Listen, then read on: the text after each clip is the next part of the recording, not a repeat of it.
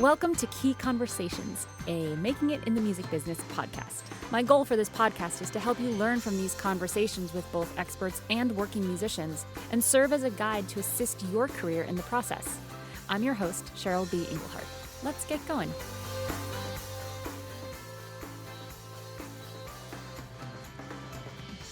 Welcome. Today I have a very special guest. We are sitting here together at the DIY Musician Conference in Nashville. This is Rick Barker. Hello. The CEO, the dude of MIB, not Men in Black. But you know what? I do have the same font, and I've got it approved. I have a registered trademark for Music Industry Blueprint. Blueprint. With that font. I love it. I'm good to go. What's the website? Just so we get that right. MusicIndustryBlueprint.com. You know, or if you want to find out about me, go to rickbarker.com. That makes it easy. Somebody, did you buy your name online?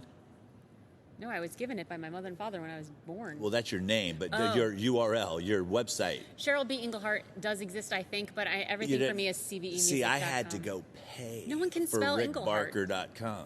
Oh. Some guy was holding me hostage, said I was... Because it's kind of a, normal words. He valued me at $5,000. He said, your value is like $5,000. I'm like, dude, here's the deal. My dad is the other Rick Barker. He's the stuntman, doesn't want it. He doesn't even text. And then there's this like Australian like architect guy said, I'll give you $350 for it. They're like, okay, great. We'll take the $350. So go to rickbarker.com because I had to pay for that. Yeah.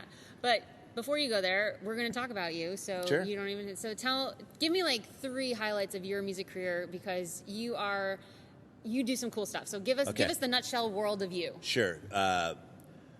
Grew up poor. Parents had a hobby called divorce, so I went to 3 different high schools. Sophomore year, the Christians and the jocks took me in, so I went to church and played sports. Junior year, Christian and the jocks took me in, so I played sports. Senior year, moved to California. The stoners took me in, got hooked on drugs, lived homeless on the streets of Los Angeles, strung out on crack cocaine, and 15 years later, launched the career of superstar Taylor Swift. All right, cool. That's it.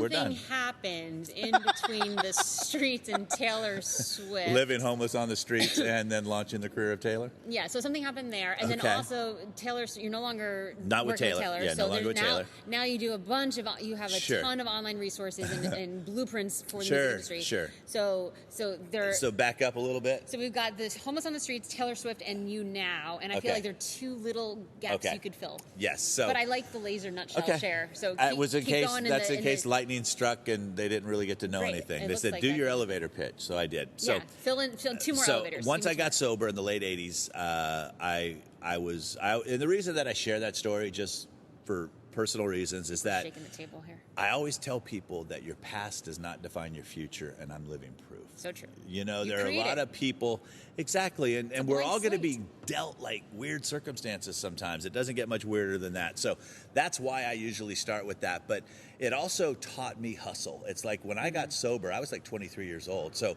I didn't get to go to college.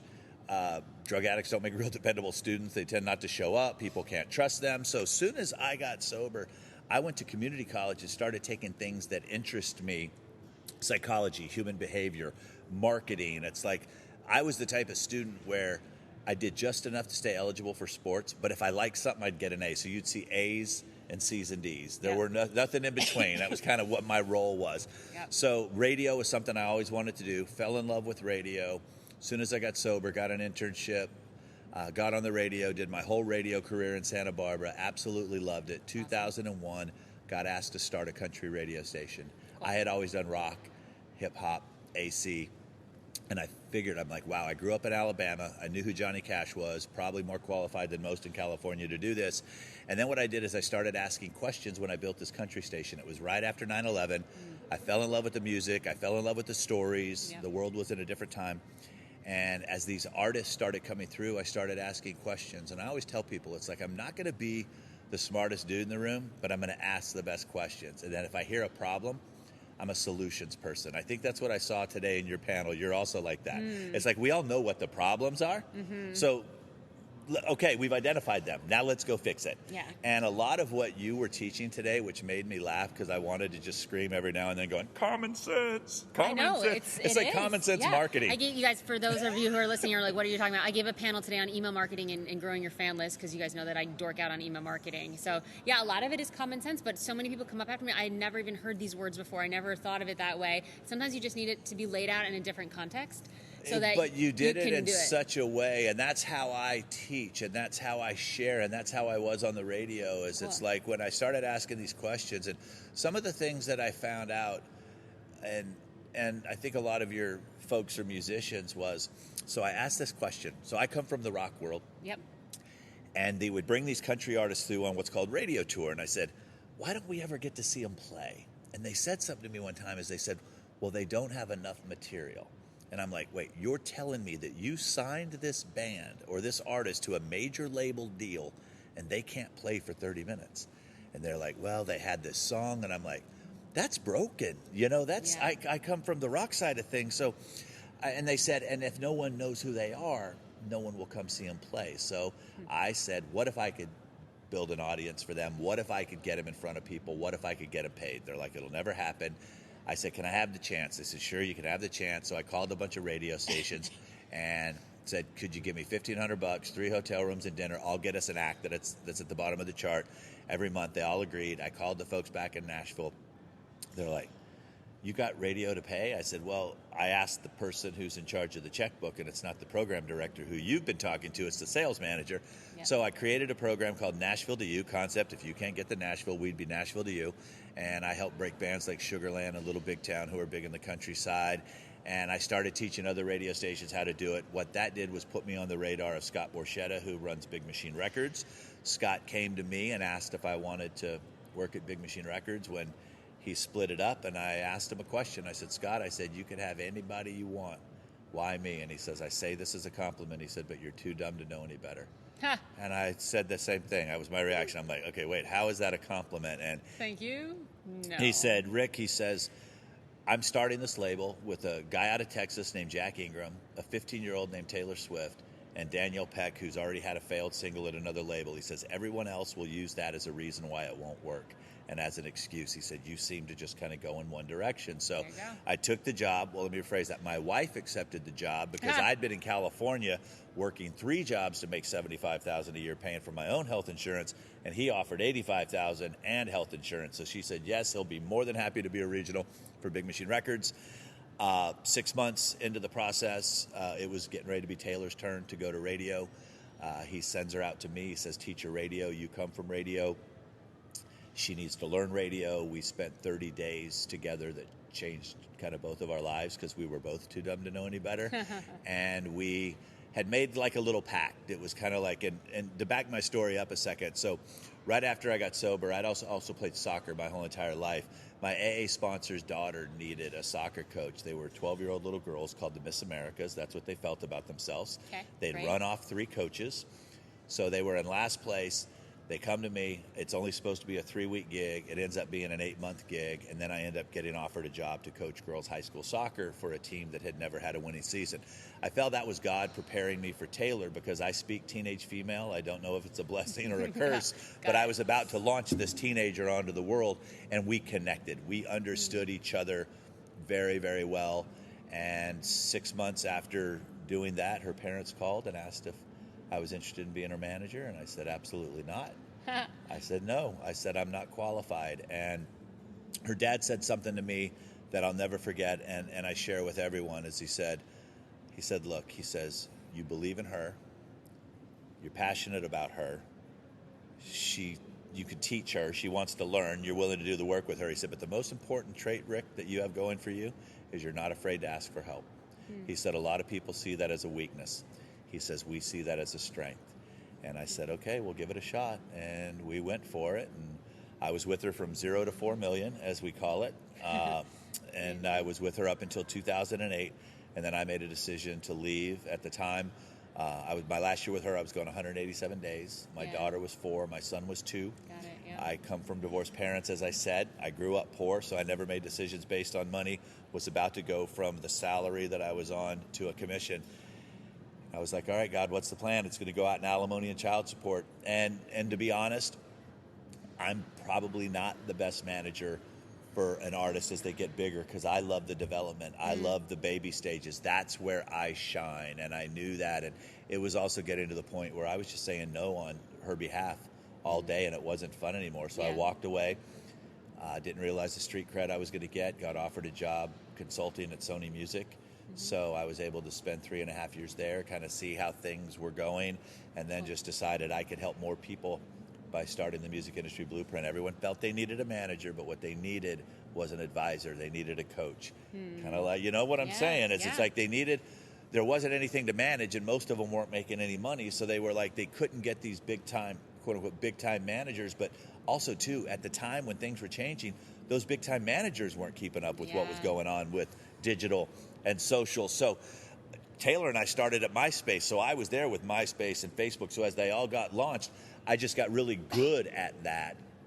And then I went out and just started learning from some of the best digital marketers, realizing this business was going digital, and got certified in Facebook marketing. I'm the only guy actually who teaches this that's verified on Twitter, Facebook, and Instagram. And I went and worked hard for that, because I want to be a practitioner. And Instagram is I love Insta. That's what we're going to talk about. I went so deep in my own personal story. Are you okay with that? I'm so okay with it. Okay. I don't edit these ever. Okay, we can do 2 parts. No. I'm so 2 parts is great. I'm so excited about that story, because it's a really inspirational, the like Raj Torres kind of story, but also just really listening and being authentic with an artist, whoever that is. And this is great for artists to be able to find that person that you connect with and is asking the right questions. And I think just getting really clear on that path together, and then knowing when to call it. I think that's also really wise. Someone just came up to me here in this conference and was like, hey, can I send you my music?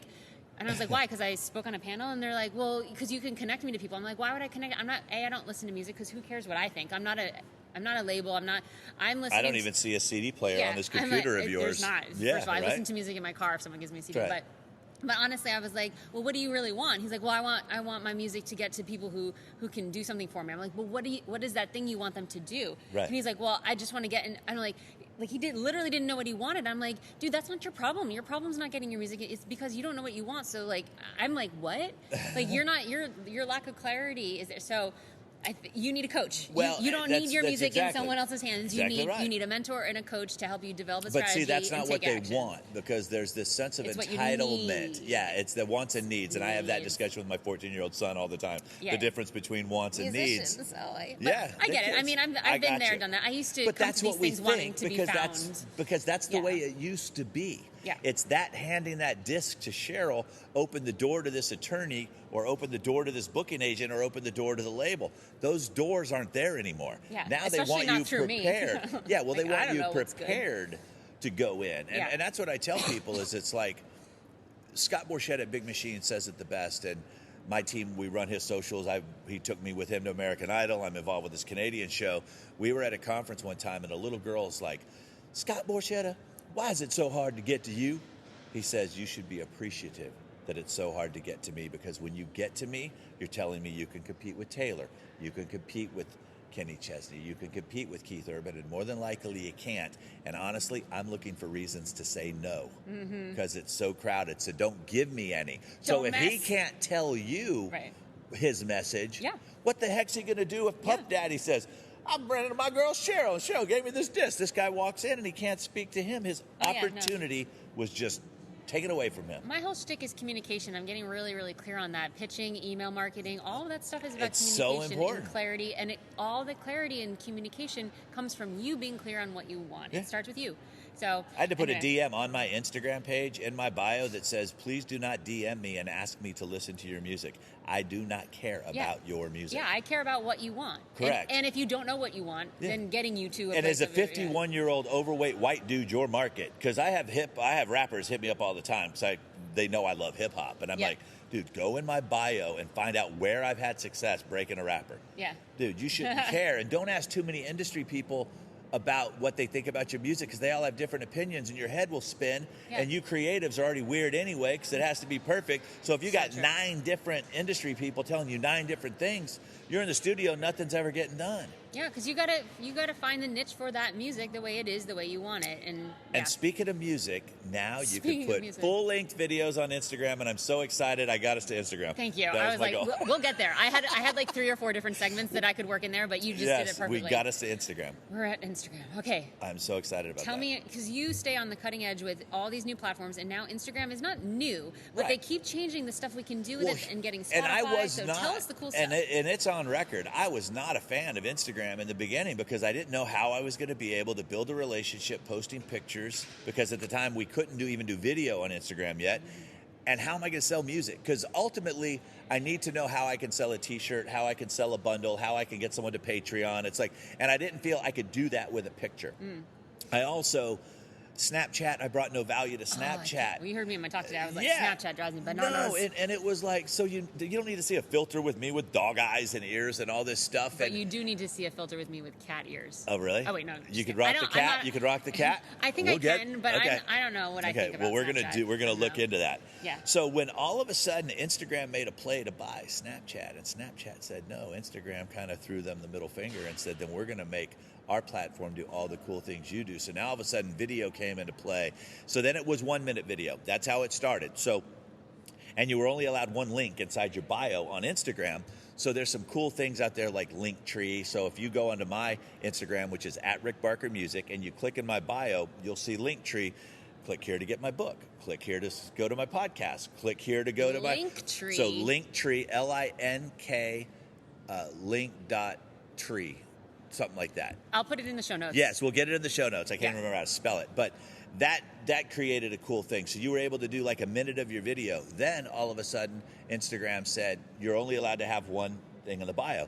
Then they said, wait a minute, if you get over 10,000 followers or you're verified, we'll let you do the swipe up feature. And I'm like, oh my gosh, now we can send them to a playlist. Now we can send them. So now I've fallen in love with Instagram because I knew that's where all the hip people and the cool people were at. So I'm now jumping in going, okay, guys, here's how we do this. Boom, we do this. We put the swipe up. Then Instagram went and logged in and partnered up with Spotify. And now in Spotify, on your song, you click share. You share it to your story, because that's where everyone's at right now, is the stories. Because the stories get featured. They pop up. If you're not doing Instagram stories, you should. They're easy. You can just take a picture. You tap on, you can put the temperature, you can put the city you're in, you can do another hashtag. They have the stickers, which was a big Snapchat thing, was the stickers. Yeah, that's the steal right so there. they've created that. But as an artist, what you have to remember is this, is what we take for granted every day in our day-to-day lives, because we're always going to the studios or going to this. That's interesting to somebody. That's interesting to your fans. Mm-hmm. And one of the cool ways, and I'll give you this quick little tip to get really rocking on your Instagram, is do a quick story, because you get 15 seconds, say, on my way in the studio, got this hook in my head, can't wait to share it with you later. Just that anticipation alone, people will be back later, and then in the studio, you show a couple pictures of you behind the mic or the producer doing the stuff, and then you invite them to an Instagram Live that says, I'm so excited to share with you what we created today. What you've done is you've allowed them to be with you at the giving of the birth of your child. And then when your child goes through its phases into the recording studio, onto the CD, onto the EP, now they feel like they've created and taken this journey with you. It's not hard for them to buy your CD, because they're not at that point. They're investing in the process which they were a part of. Stop keeping secrets. It's that's one of the things that I really had to know, is because I was like, nobody cares about this. No, a lot of people care about it. Stop keeping secrets. A lot of people care about it. And that's a way to warm up a cold audience, people that you could potentially get into your email list. And then once they're in the standard ways, once they're in your email list, then you start to warm them up, and then you can sell them something. But when you're doing this Instagram story stuff, they're already warm before they even get to your email list. No, but think about this. How about you send them that work tape? All you have to do is tell me where to send it. Now they've just given you their email address. So now you've just given them that child, that the worst thing that can happen is they share it. What do you mean? Yeah. Yes, let them share it. It's like, so that's something that's exclusive. It's not the same as email for a download, which we all still do. I mean, Billboard did a story for a long time ago. I did the psychology. It was the 7 free songs is what it was called. And I said, well, the psychology is Here's the thing. The email for address for a song isn't a new concept. Rock bands have been doing it forever. Problem was, no one taught them how to do proper email marketing. Yeah. So vote for me, do for me. Here's my show coming up. Me, me, me. It's like we hate our friends that just show up when they need stuff. That's what our favorite artists were, so we wouldn't give our name. We're like, no, I'll buy the song if I want it. I don't need to be bombarded with a bunch of emails about you. So then now you've got your program that comes along. I'm sitting there going to myself going, okay, wait a minute. Now how do we get the email address? By giving them something exclusive, giving them access, something that they can only get. And what you do is don't ask people to sign up for your list. No one wants to be on a list. I'm trying to get off list every day. Yeah. Do not use the word subscribe. Powerful words. I want to give you access to something. Tell me where to send you the invitation. Mm-hmm. You want to use these powerful words. You were talking about that today in your presentation. It's like, yeah, we're putting them on a damn list, but that's not what we're using it in a different way. So what we always say is, I have this very cool thing I want to send you. Tell me where to send it. That's awesome. No problem. And they'll write that down. And now with the last thing on Instagram, is just a couple weeks ago at the taping of this, they're now doing long form video, and you can take up to an hour and post it. So, but the key is vertical. This is how we look at it. So shoot your videos in vertical. So Taylor Swift, she's here in Nashville tomorrow, taking the family to the show. First time we've seen her in 10 years. It's going to be really kind of exciting for that. She went and took her most recent song and just took her phone and shot it in vertical so that they could release it, because they realized this is how we're consuming our content now, is on our phone. We're not consuming it on our phones this way. So vertical is very key. Mm-hmm. It's awesome. So if you're shooting something, take a picture horizontal and take one vertical. And when posting on Instagram, when it asks you, would you also like me to share this on Twitter and Facebook? The answer is no, because the hashtags are not the same. And the people that you're tagging, that may not be the same handle on Twitter as it is on Instagram. But take that content, take an extra 2 minutes out of your day and share it to your Twitter audience and share it to your Facebook audiences, because not everybody's on all three platforms at the same time. So don't let it share for you, but make sure that you share it. And I hope that has helped. That's amazing. So I want to do a laser round. Yes. A laser round. Yes, I'm a Taurus. Yeah. Like walks on the Instagram. beach. Oh, okay. Instagram, because I think we got a lot of you, which is great. So great. Laser round Enough of Instagram. Of me is what she's saying, right? Lasergram, Instagram. Lasergram. Okay. So I'm going to ask you 3 questions. Okay. What is the number one thing a musician should do, not in stories, but in their actual photo taking? Any strategies that they are must have? Absolutely. It's not about you. It's about them. So find out what everybody else is sharing about. So if you're walking on the beach, if you're going into a movie, if you've got 2 pairs of shoes, I'll use you an example. You had them hot red shoes on today. I do. Put 2 pairs of shoes and put a poll. Which one? People love giving their opinion. But that's a story.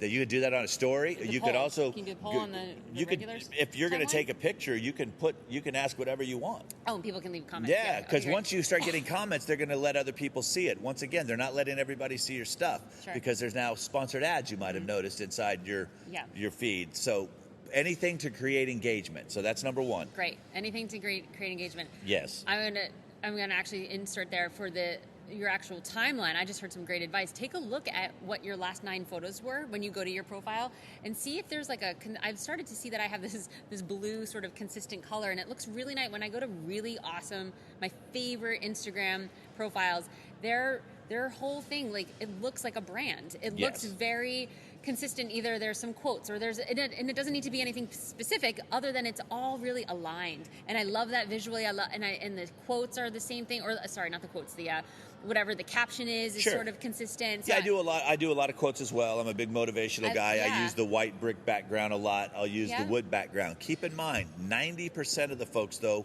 will only see it in their feed. Mm-hmm. So like Cheryl's saying, if you've got consistent branding, as it pops up in their feed, if they're used to seeing that consistent branding, they'll know it's you. Yeah. So it's super important, because yes, if they come to you, great, that uniformity looks great. But even if they don't, that's because I'll have people always try to argue and go, well, Rick, most people don't go to my place. I said, yeah, but if the golden arches scroll up, you know it's McDonald's, don't you? Yes. Absolutely. If the swoosh comes up, you know it's Nike. You're no different, because you are trying to stick out in a very crowded space. Totally true. Cool. Second question. Yes. In the Instagram bio, best thing that someone could put? Emojis. Great. Yeah, emojis get people's attention. don't try to brag too much. Go look at Linktree. Will be in the show notes. Yep. If you want to send them to get a free download, if you're promoting your most recent YouTube video, make sure that's the link. If it's and change it often, depending on you can change whatever. it every day. You Cool. can change it every hour if you You're wanted to. not worried like, oh, I have a post from 5 days ago that says link in bio, but the link is I'm changed not now? because, like I said, 90% of the folks aren't coming back. So those people that do come back, give them a place to go because they're your actives. They're your engaged. Great. We can't worry so much about the majority because we don't get to be in front of the majority. Great. Find what your people want. Last question. Yep. Best way to quickly grow your Instagram following? Comment on other people's posts and get involved in as many conversations as you can. Instagram is the one platform that will limit the number of people that you can have, 7,500 that you're allowed to follow.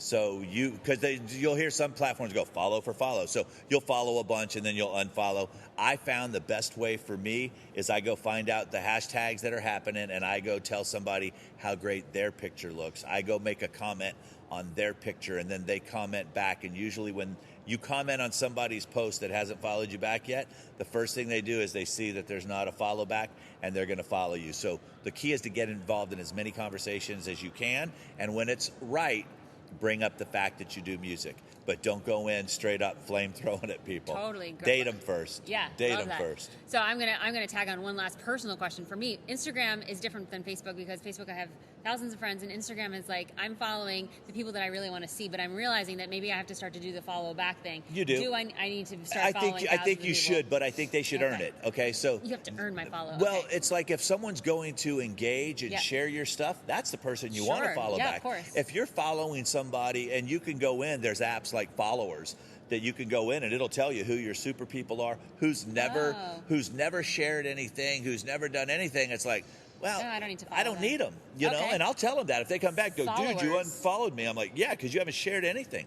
The thing I loved about you today, and the reason that I knew that we would be good friends is because we're both straight up. But we're not in a harmful way. We're solutions oriented. It's like we're going to smack you around and tell you what the problems are and what you need to fix. But we're two of the few I call practitioners that can actually show you how to fix it. We're walking around a place right now with a bunch of book reporters that read books and then do presentations on the books they read. We actually do this every day, and that's the thing that I knew would be great with your audience is that they're just like, we'll do it. Just tell us what we need to do. Yeah. Just give it to us. I love direction. So that's what I give musicians. It's like, here, we need to do X, Y, and Z. So Perfect. This has been super awesome. I need to go change something. And you just said the app follows? It's called Followers. Followers. And so Followers, I'm going to put that in the show notes. I'll make sure you know what it looks like. So I have on my phone, which is great, is I have a little folder that says Instagram.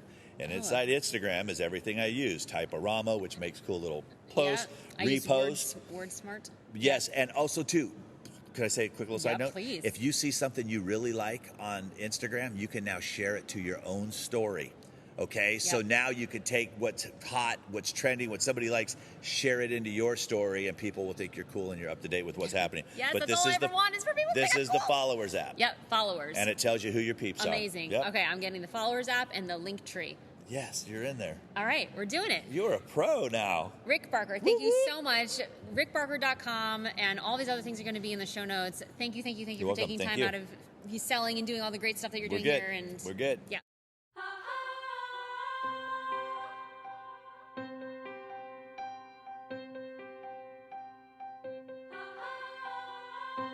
Please don't forget to rate, like, and subscribe on iTunes, Stitcher Radio, and YouTube if you like this podcast. Musicians like you keep me inspired and motivated, and for doing that, I'm offering you my Mastering Email 12-page workbook. It's packed with valuable exercises and information to get clear on implementing and mastering your email list strategy.